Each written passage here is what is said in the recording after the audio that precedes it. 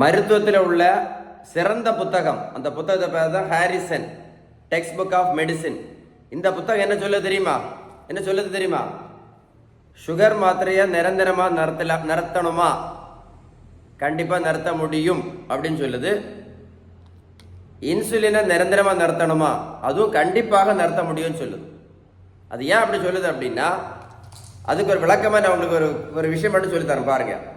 நீ நல்லா யோசிக்கணும். ஓகேவா? தமிழ்நாட்டில் கிடையாது, சரியா?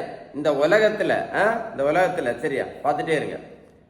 நடைபயிற்சி மட்டும் பண்ணதுனால யாராவது இன்சுலின் நடத்தி இருக்காங்களா? இல்லை யாராவது சுகர் மாத்திரை நடத்தி இருக்காங்களா? சொல்லுங்களேன். நடைபயிற்சி மட்டும் பண்ணதில்லை. அது ஏன் பண்ண முடியாது அப்படின்னு புத்தகம் சொல்லுது அப்படின்னா, அது ஏன் நடத்த முடியாதுன்னு அந்த புத்தகம் சொல்லுது அப்படின்னா, 1 கிலோமீட்டர் நடைபயிற்சி பண்ணா கூட 40லேருந்து 50 கேலரி மட்டும்தான் எரிக்க முடியும்.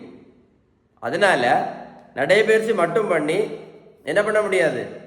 எந்த மேஜிக்கும் கண்டிப்பாக பண்ண முடியாது. இன்னொரு பெரிய மூட நம்பிக்கை நம்மகிட்ட இருக்கு.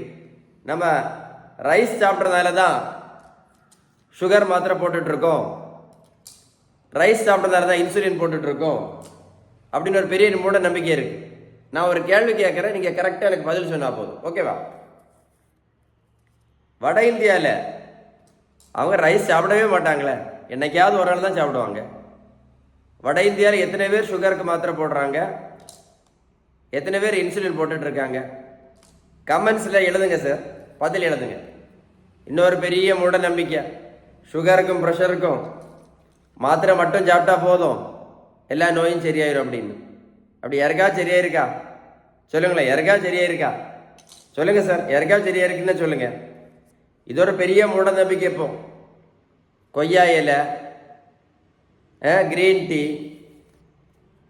கருவேப்பிலை, கரிஞ்சீரகம்,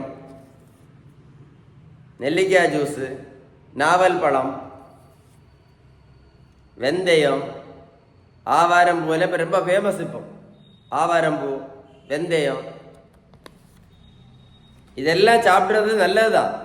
இதெல்லாம் சாப்பிட்டதுனால யாராவது சுகர் மாத்திரை நடத்தியிருக்காங்களா? இல்லை இன்சுலின் நடத்தியிருக்காங்களா? நீங்களே சொல்லுங்களேன். சொல்லுங்க. சரி, ஓகே. இந்த வெந்தயம், இந்த கருவேப்பிலை, கரிஞ்சீரகம், மாங்காய் இலை, கொய்யா இலை எல்லாம் இருக்கட்டும். இதெல்லாம் சாப்பிட்ட பிறகு கூட சுகருக்கு ஒரே ஒரு மாத்திரை சாப்பிட்டுட்டு இருந்த பேஷண்ட்டு, ஒரே ஒரு மாத்திரை தான் சாப்பிட்டுட்டு இருந்தாங்க. அந்த பேஷண்ட் இப்போ 3 நேரம் மாத்திரை சாப்பிட்டுட்டு இருக்காங்களே. சுகருக்கு மாத்திரை மட்டும் போட்டுட்டு இருந்த பேஷண்ட்டு இப்போ இன்சுலினும் போட்டுட்டு இருக்காங்களே. வெந்தயம், கருவேப்பிலை, கரிஞ்சீரகம், கொய்யா இலை, மாங்காய் இலை, ஆவாரம்பூ, நடைப்பயிற்சி, யோகா, மெடிடேஷன் இதெல்லாம் பண்ண போகிற கூட. அது ஏன் தெரியுமா? இந்த புத்தகம் என்ன சொல்லுது தெரியுமா? Harrison's text book of medicine.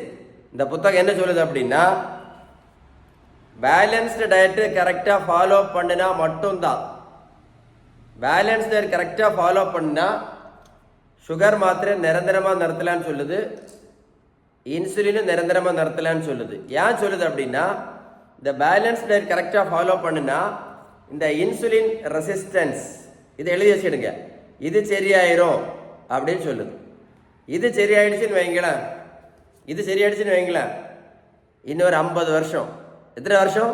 இன்னொரு 50 வருஷம் இந்த மாத்திரை இல்லாமல் ஆரோக்கியமாக இருக்கலாம். இன்னொரு 50 வருஷம் இந்த இன்சுலின் இல்லாமல் மிக ஆரோக்கியமாக இருக்கலாம். இந்த வீடியோவை, இந்த மாதிரி யூஸ்ஃபுல்லான வீடியோவை நீங்கள் என்ன பண்ணணும்னா உங்கள் ஃப்ரெண்ட்ஸுக்கு ஷேர் பண்ணி கொடுக்கணும். இந்த மாதிரி யூஸ்ஃபுல்லான வீடியோ தான் நீங்கள் என்ன பண்ணணும்? ஷேர் பண்ண வேண்டிய வீடியோ. ஷேர் பண்ணீங்க அப்படின்னா உங்களுக்கு மட்டும் இல்லை, இந்த உலகத்தில் நிறைய பேருக்கு யூஸ்ஃபுல்லாக இருக்கும். வீடியோ ஷேர் பண்ணுங்கள். ஓகேவா?